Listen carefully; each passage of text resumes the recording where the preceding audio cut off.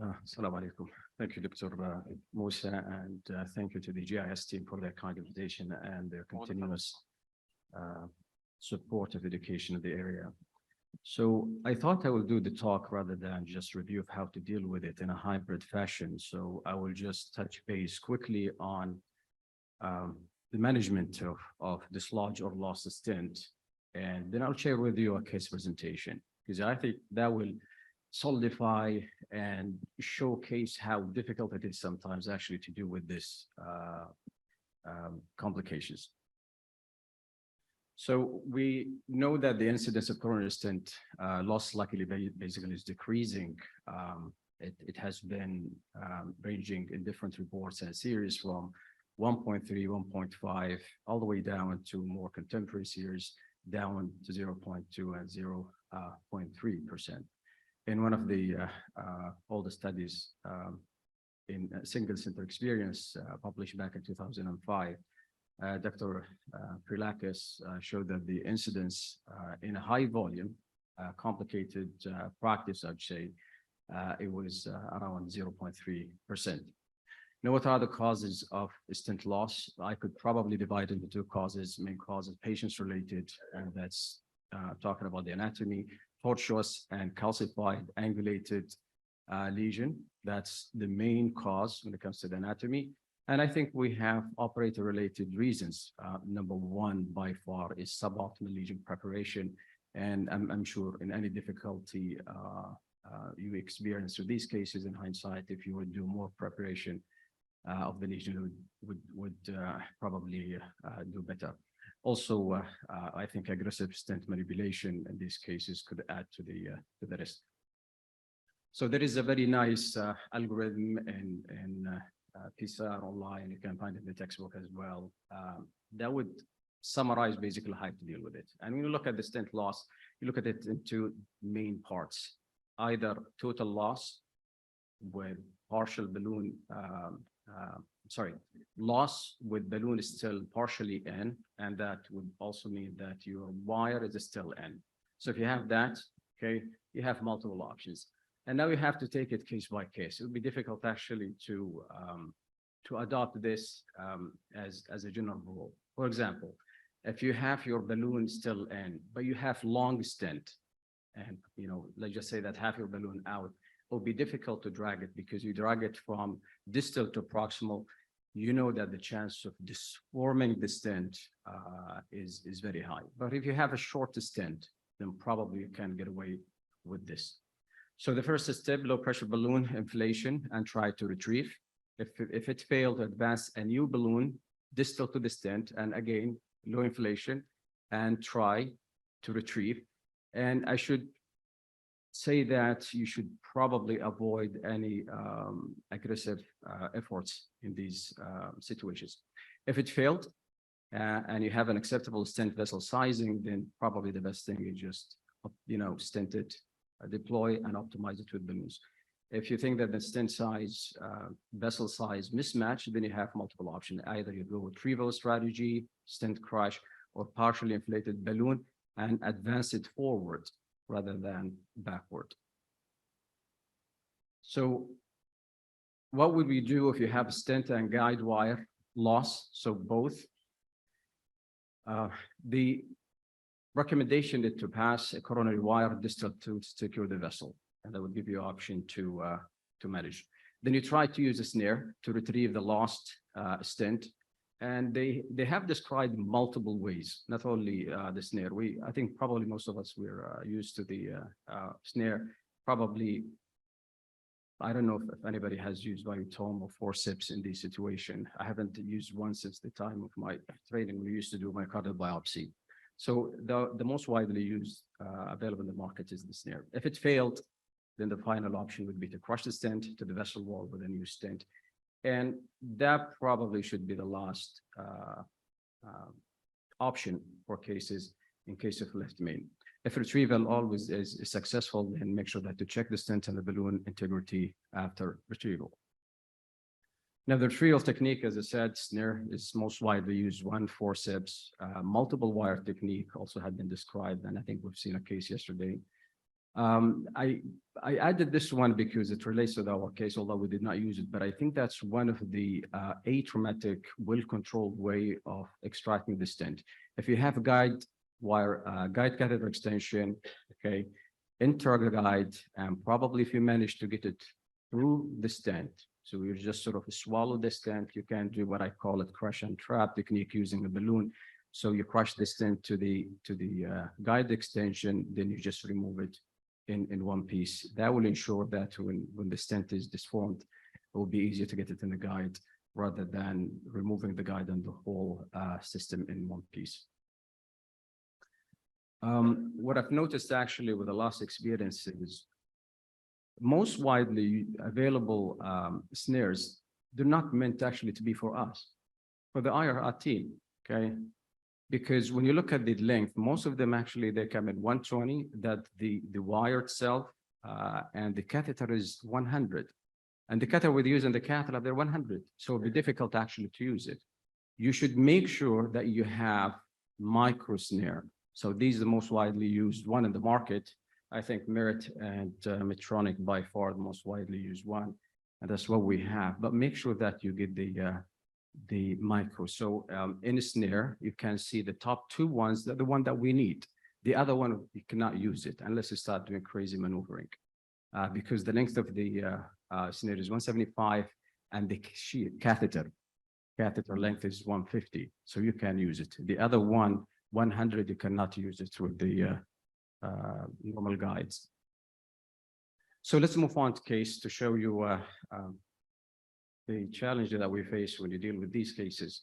So I have a 66-year-old man who is diabetic, has hypertension, dyslipidemia, excess smoker. He had multivessel coronary artery disease, for which he underwent CABG back in 2000, and that was a different center.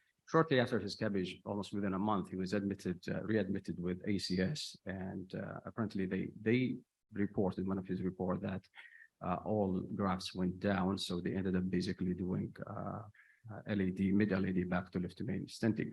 He presented to us with worsening dyspnea and recurrent syncope, and upon admission, he did mention vaguely some chest pain and his troponin mildly elevated. This is his echo. You can see that he has severe LV dysfunction. He has a thick-chested gentleman, so it was difficult to see the apex. So at one point, we had to do contrast echo just to know the apex for which we're planning, and you can see that the apex is gone, just rocking. His ejection fraction is estimated to be around 20%. This is his RCA. You can see he's totally occluded. This is his left system. The circ seems to be codominant because it gives posterolateral branch. Can we have it looped again? Anyways, so you can see that the circ is jailed, and I don't know if that's before or something new, because the procedure to left main and LAD was 2 years prior. But you can see that his circ is hanging by a thread. The stent is doing okay. We just went on and just checked his graphs. You can see his lima, his atretic is gone, non-functioning, and there is no other graphs can be found. The RCA is totally occluded, but you can see from the left system, it has actually collateral to the PDA, which is diffuse disease. So case was discussed as any other complex cases, heart team, and we decided to go with the PCI. We debated ourselves what would be the best technique. We all agreed that we have to do imaging for this case. And question of mechanical support out of interest. Who would attempt doing this case with no support? Show of hand. With no support. With no support. So you will do or no? No support. You will do this case with no support. And who would do support up front? Okay. Intra-aortic balloon pump. Impella. Impella just 2. Okay. In the process, we did MPI just to know whether this guy would truly need intervention. And you can see a big area of ischemia in his circ and RCA. The apex is dead. and the mid-anterior wall. So we decided to go with Impella, to tell you the truth, because anticipated it's going to be tough to do it. And that actually proved to be a life-saving decision. So this is CP. So PCI, straightforward, 2 wires, LED, regular wires, and in the circ, pre-dilatation with 2O15, then more preparation. We use NC balloon 2O, then 2.5. And we thought that actually we did it fine. The usual technique after you do that with the NC, that you just advance it and see if it moves easily, you think that we've done it justice and it's probably enough to move on to next step. I did not include, but before we proceeded with PCI after the pre-dilatation, we use IVUS catheter and it seems to be actually going okay. So we went ahead. So I should mention that there were 2 operators basically in this, and I was the guy assisting. Okay, so this is, I'll just tell you, this is 275 by 28. The initial plan actually is just to tab it, okay? But we pushed it, and I should mention that we did, preparation for the whole circ, okay? Distal to proximal, back to left to main. And the stent got stuck in this position. Multiple attempt, advance not. I got an offer to try to see, and I tried and I realized it's not moving. So we tried basically to move it in controlled fashion, okay? All the way up until this